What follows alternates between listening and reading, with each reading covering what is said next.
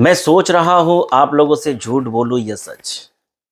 आज का जो थंबनेल में डाला उसमें भी ये उल्लेख किया झूठ बोलूँ या सच। वीडियो बनाने से पहले मुझे सोचना पड़ता है।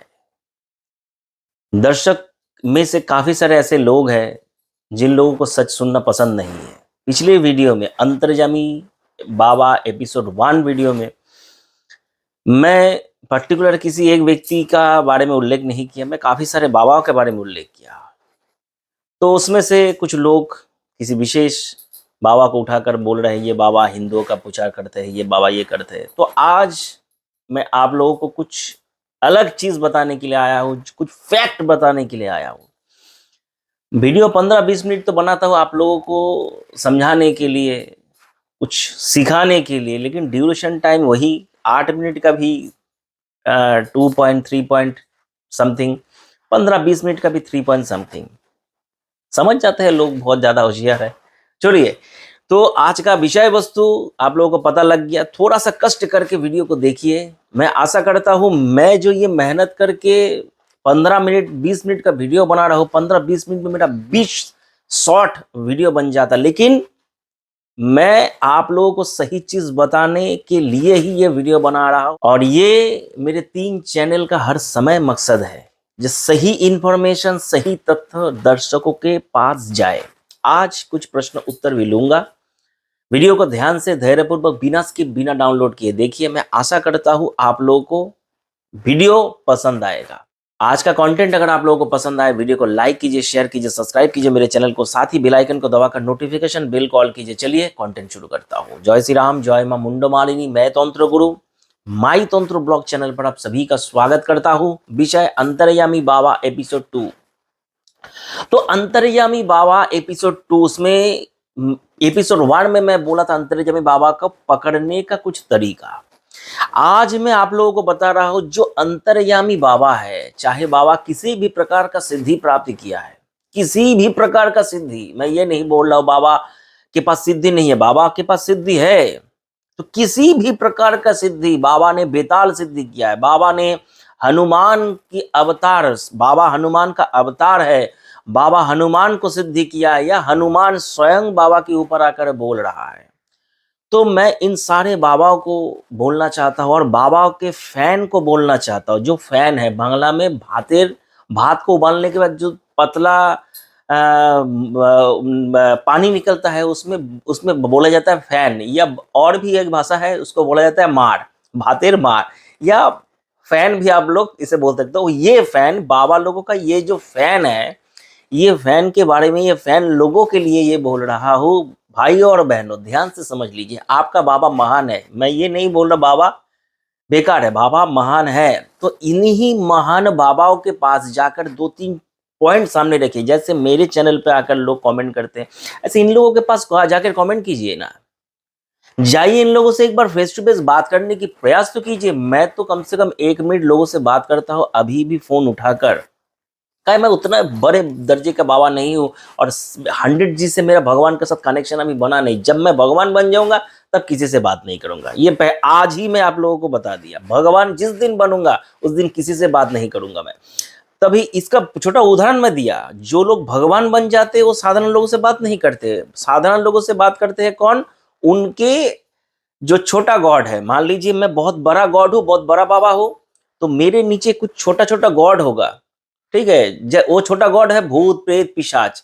ठीक है, तो यक्षिनी, कर्ण पिशाचिनी इत्यादि इत्यादि, बेताल भूत, ये सब छोटा छोटा गॉड है। ये छोटा छोटा गॉड ही फोन उठाकर बात करते हैं, और 24/7 जो समय मिलता है इन लोगों से ही मिलता है। क्या है, ये लोग भूत प्रेत पिशाच है, दिन भर जगे रहते हैं।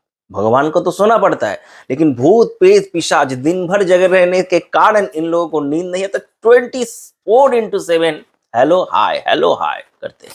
तो अलग विषय पे जा रहा हूं, तो समझा रहा हूं, समझ लीजिए विषय को। मैं हंस के समझा रहा हूं, मैं हिल के समझाऊंगा, लेकिन मॉरल ऑफ द स्टोरी को आप समझ लीजिए। गाय गाय काऊ सब कुछ खाना एक ही साथ खा लेगा, बाद में फुर्सत में बैठकर देखिएगा दिन भर चबाता रहता है, फिर से खाना को पेट के अंदर से निकालकर यहाँ पे जमा रहता है खाना, फिर से पेट के अंदर निकाल कर वो दिन भर चबाएगा, उसको अच्छी तरह से चबाकर फिर उसको वो डाइजेस्ट होगा। तो मैं जो बोल रहा हूँ अच्छी तरह से उसे निगल लीजिए, आगे चल के काम आएगा। मेरा ये थ्योरी, मेरा ये सिस्टम सब लोगों को आप बता पाएंगे, वो लोगों को भी दिमाग में घंटी बजना शुरू होगा। तो सबसे पहले बाबा के पास जाइए, तो बाबा को बोलिए, बाबा आप इतना मेहनत करके सभा जो लगाते हैं, इतना भक्तों का कल्याण जो करते हैं, भारत सरकार का थोड़ा कल्याण कर दीजिए। बोलेगा बोलो बेटा कैसे कल्याण करना है? तो बोलिए बाबा भारत सरकार का बहुत ज्यादा तकलीफ होता है, बहुत ज्यादा मेहनत करना पड़ता है, इतना ईडी, इतना सीबीआई, इतना इतना एजेंसी को भारत सरकार ने महीना देकर करोड़ों अरबों रुपया खर्चा करता है, हर साल इन लोगों को महीना देना पड़ता है, तनख्वाह देना पड़ता है, इत्यादि इत्यादि। यहाँ पे गाड़ी लेके जा रहा है, ये तेल का खर्चा, होटल का खर्चा, सब कुछ भारत सरकार को उठाना पड़ता है। तो आप भारत के इतने शुभचिंतक हैं, लाखों अरबों करोड़ों लोगों का उद्धार कर रहे हैं, भारत में नहीं भारत के बाहर भी उद्धार कर रहे हैं।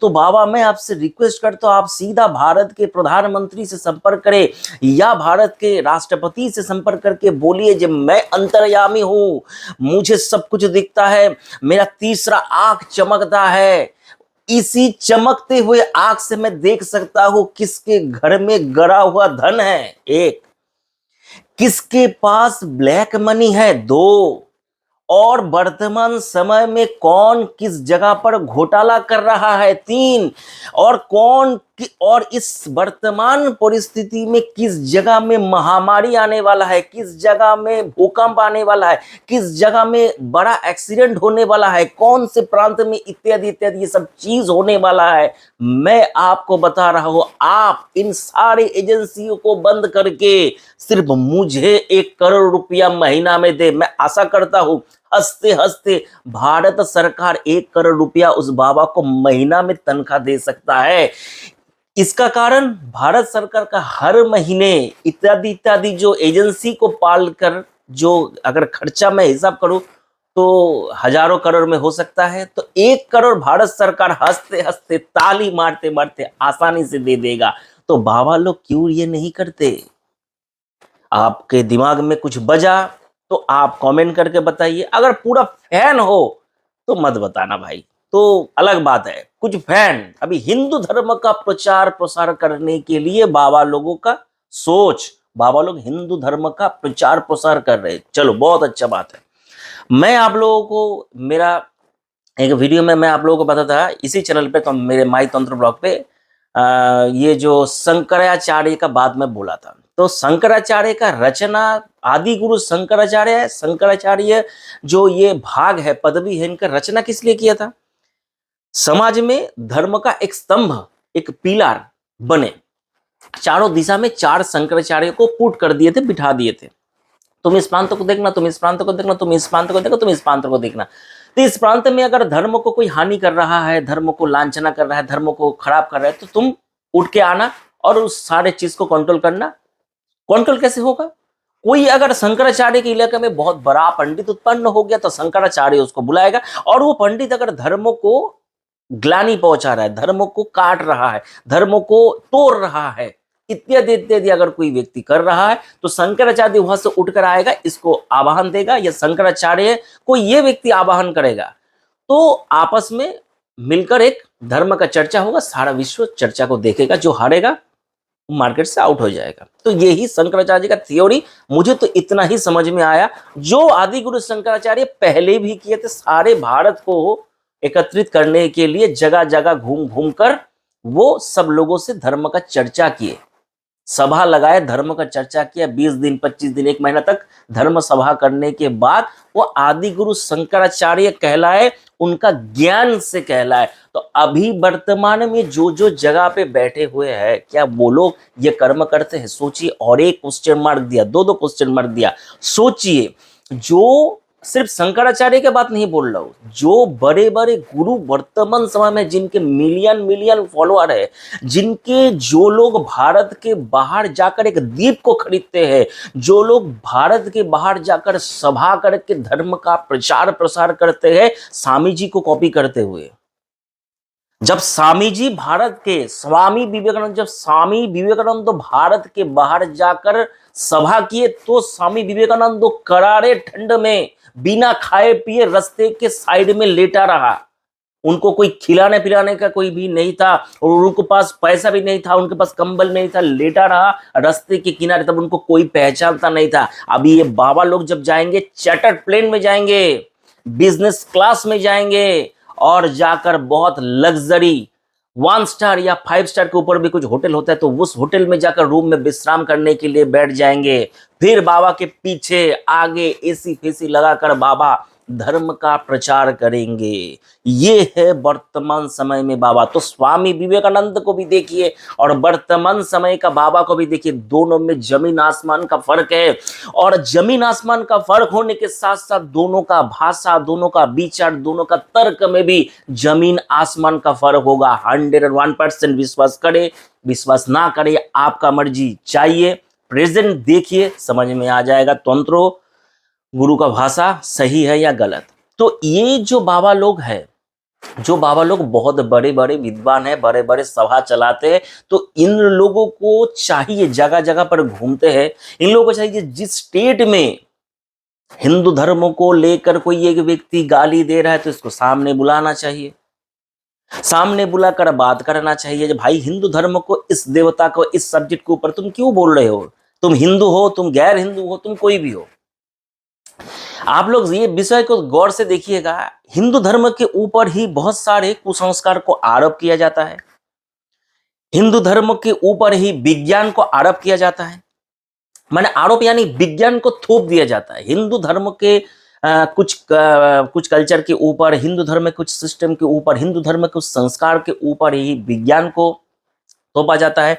हिंदू धर्म के कल्चर के ऊपर विज्ञान को थोपा जाता है। बाकी कोई धर्म के कल्चर के ऊपर, सिस्टम के ऊपर कोई भी विज्ञान, कोई भी कुसंस्कार, कोई की अंधविश्वास इत्यादि को थोपा नहीं जाता है। इसका कारण क्या है? इसके भी बहुत ही जटिल कारण है, इसका भी बहुत जटिल कारण है। मैं जो बना रहा हूं वीडियो तो धीरे धीरे लंबा हो रहा है, लेकिन मुझे पता नहीं कितने लोग अभी तक वीडियो को देख रहे हैं, लेकिन बोलते ही जा रहा हूं कि ये जो बोलना है ये मेरा अंतर का बात है। मैं जो देख रहा हूं, जो हो रहा है, आगे चलकर बहुत ही भयंकर परिस्थिति होने वाला है। जो लोग धर्म को मानते हैं, झंडा उठाने से, जय श्री राम बोलने से धर्म होगा, बहुत गलत फहमी में है, बहुत ही गलत फहमी में है। झंडा उठाने से, जय श्री राम बोलने से धर्म नहीं बचेगा। धर्म को बचाने के लिए छोटे बच्चा जब छोटा रहता है, छोटा सा बच्चा जब रहता है, उस समय से उसको धर्म का शिक्षा, धर्म का ज्ञान देना चाहिए। जैसे कॉन्वेंट स्कूल में बच्चा लोगों को इंग्लिश सिखाते हैं, पिता माता, उस बच्चा को घर में रखकर पिता माता को रामायण, महाभारत, गीता इत्यादि धर्म उपनिषद का बारे में भी ज्ञान देना चाहिए। और विधिवत एक शिक्षा मूलक ज्ञान होना चाहिए। यह नहीं कोई कहानी सुना रहा हो, कृष्ण का कथा, कृष्ण का बाल्य कथा, कृष्ण का कहानी सुना रहा हो। अभी कृष्ण का बाल्य कथा कार्टून के युग में कृष्ण ये कर रहा है, कृष्ण वो कर रहा है, ये सब चलता है वर्तमान समय में। देवी देवता को, हिंदी देवी देवता को, हिंदू देवी देवताओं को कार्टून बनाकर, पुतला बनाकर, कॉमिक के जरिए लोगों को एंटरटेनमेंट किया जाता है। हिंदू चुप रहते हैं, हिंदू चुप रहते हैं। और हिंदू का ध्वजाधारी जो ये बाबा लोग, ये भी चुप रहते हैं, ये ताली बजाते हैं कि इस लोगों को इससे कोई मतलब नहीं। इन लोगों का अपना सभा से मतलब है। एक सभा लगाओ, 2 करोड़ धंधा करो, उसके बाद किसी और स्टेट में सभा लगाओ, 3 करोड़ धंधा करो, उसके बाद कटोरी लेकर जाएंगे जे बाबा के नाम पर कुछ दे दो, बाबा का आश्रम बन रहा है, सभा में एंट्री फी 2000, 3000, 5000 समथिंग इत्यादि मुझे लगता है। तो उसके बाद भी मैं वीडियो देखा हूँ, कोई सामने व्यक्ति घूमता रहता है कटोरी लेकर, जे कुछ दान करो। तो वर्तमान समय में जितना भी लोग कम दान करेंगे, 10 रुपया दान करेंगे, तो 5000 प्लस 10 रुपया इंटू 1 लाख, हिसाब कर लीजिए कितना कितना बाबा का पैसा रोजगार होता है एक सभा में। इसलिए बाबा लोग कुछ नहीं बोलते कि बाबा का ज्ञान बहुत सीमाबद्ध है। बाबा जिस टॉपिक पर चर्चा करके आते हैं, जिस टॉपिक को बाबा के जो एजेंसी के लोग हैं बहुत ज़्यादा बाबा को सिखाते हैं, जिस टॉपिक को बाबा का चर्चा होता है घर में, बाबा उसी टॉपिक के ऊपर बोलने के लिए राजी होते, उसी टॉपिक को बाबा छेड़ कर बात करते, उसी टॉपिक के ऊपर बाबा रोते हैं, उसी टॉपिक के ऊपर बाबा हंसते हैं, उसी टॉपिक के ऊपर बाबा गाना भी गाते हैं। बाबा सब करते हैं, बाबा को खुद रोना पड़ेगा तभी सामने वाला व्यक्ति रोएगा, इसीलिए बाबा खुद रोते हैं और सामने वाला व्यक्ति को रुलाते हैं। तो ये सब चक्कर में अगर पड़ेंगे जिंदगी बर्बाद। वर्तमान समय में मैं अपने वेस्ट बंगाल का उदाहरण दे रहा हूं, बाहर स्टेट में क्या होता है मुझे उतना पता नहीं, मैं जहां पे रहता हूं उस स्टेट का उदाहरण आप लोगों को दे रहा हूं। कितना खतरनाक परिस्थिति चल रहा है, सोचिए थोड़ा सा बात को। बंगाल में बहुत ज्यादा कीर्तनियों का प्रभाव हो रहा है, कीर्तन करने वाले लोग, उसमें से एक कीर्तनिया हिंदू धर्म के देवी देवता को गाली देता है। हिंदू धर्म के देवी देवता को उठा उठा कर बोलता है कृष्ण है असुर, ये देवता नहीं है माँ दुर्गा का, ये बहुत सारे अशब्द शब्द का भाषा उल्लेख करते हैं। तो कुछ दिन पहले कुछ हिंदू ने, कुछ धर्मपरायण व्यक्ति ने उसको दौरा दौरा कर पीटा, उसको पुलिस ने उठाकर लेके चला गया। मैं वीडियो में देख रहा था, लेके चला गया और उसके बाद उसे पुलिस ने रात को छोड़ दिया। तो अभी मैं देख रहा हूं उसके समर्थन में बहुत सारे लोग आ गया है, तुम सही बोल रहे हो, तुम कुसंस्कार को हटा रहे हो, तुम विज्ञान को आगे लेकर चल रहे हो। तो मैं बोल रहा बहुत अच्छा है।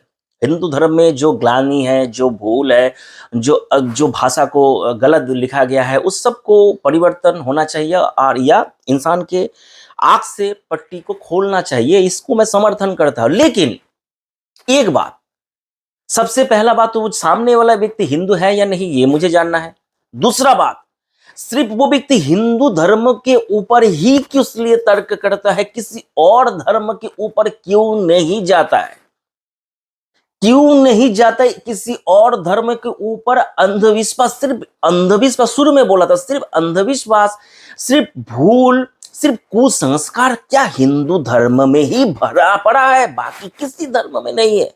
आप सोचिए, हिंदू धर्म में बलि ऐसे मूर्ख पाखंडी हरामी लोग आते हैं, मैं देखता हूं सारा तांत्रिक बन के बैठा है, बोलता है हिंदू धर्म में ये बलि प्रथा बहुत ही खराब है, बलि देना है तो आपको बलि दो, अपना क्रोध को बलि दो, अपना क्रोध को, क्रोध के बाद काम क्रोध लोभ अमित्व भाव, काम को बलि दो, अपना अमित्व भाव यानी कि मैं सब हूं इसको बलि दो, काम क्रोध लोभ अमित्व अहंकार को बलि दो, इत्यादि इत्यादि चीज को बलि दो। सामने वाले उस व्यक्ति को कभी मैं मिलूंगा तो उसको बोलूंगा तुम ये सब सारे चीज को बलि देना चाहते हो, सब चीज को बलि देना चाहते हो तो एक काम करो, तुम नंगा हो जाओ। जैन परंपरा में है एक वस्त्रधारी है, एक निर्वस्त्र होकर रहते हैं, तो सब कुछ त्याग कर दिया, सब कुछ त्याग कर दिया।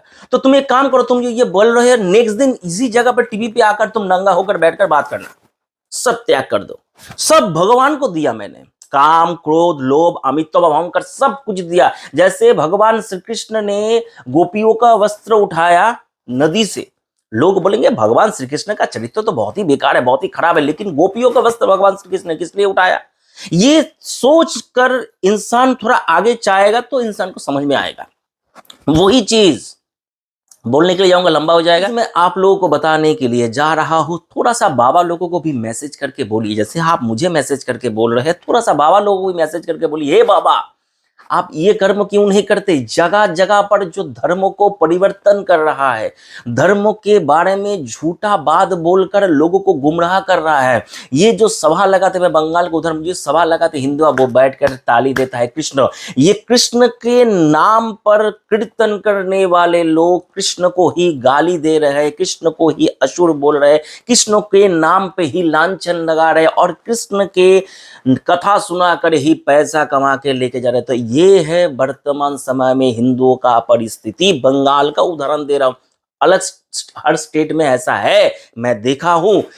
हिंदू, अगर हिंदू धर्म के ऊपर बोलना इतना सहज है, अगर अच्छा लगता है, हिंदू धर्म में ग्लानि है, इतना इतना ग्लानि, इतना इतना भूल है हमारे कथा में, हमारे धर्म शास्त्र में, मैं मान लिया बहुत ज्यादा भूल है, तो कितना साल तक ये भूल को पकड़ते हुए इंसान जाएगा? 1 साल 2 साल 3 साल, इसके बाद तो कोई अलग धर्म में जाना पड़ेगा।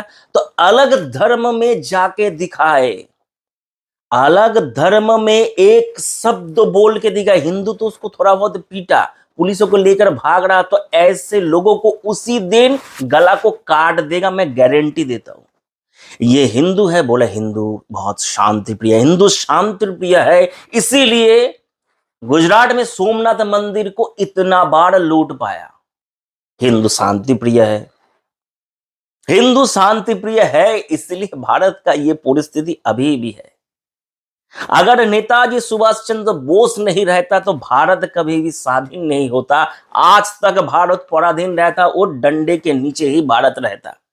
भारत कभी स्वाधीन नहीं होता। ये लोगों को अच्छा लगे या बुरा लगे कोई मतलब नहीं, लेकिन ये सोचने से इंसान को लगेगा अगर सुभाष चंद्र बोस आधा आजाद हिंद फौज अगर गठन नहीं करता तो भारत कभी स्वाधीन नहीं होता। आज तक भारत पराधीन रहता, और भारत का जो स्वाधीनता है ये एक प्रकार का चुक्ति से आया है। स्वाधीन भारत एक चुक्ति के माध्यम से आया है। थोड़ा इतिहास देख लीजिए, और इतिहास घाटने का भी जरूरत नहीं है। श्री श्री राजीव दीक्षित की कथा सुनिए, बस आगे किसी का कथा सुनने की जरूरत नहीं है, किसी का कथा सुनने की जरूरत नहीं। मैं आप लोगों को मेरा इस कथा के मेरा इस विषय के माध्यम से थोड़ा बहुत समझाने का प्रयास किया।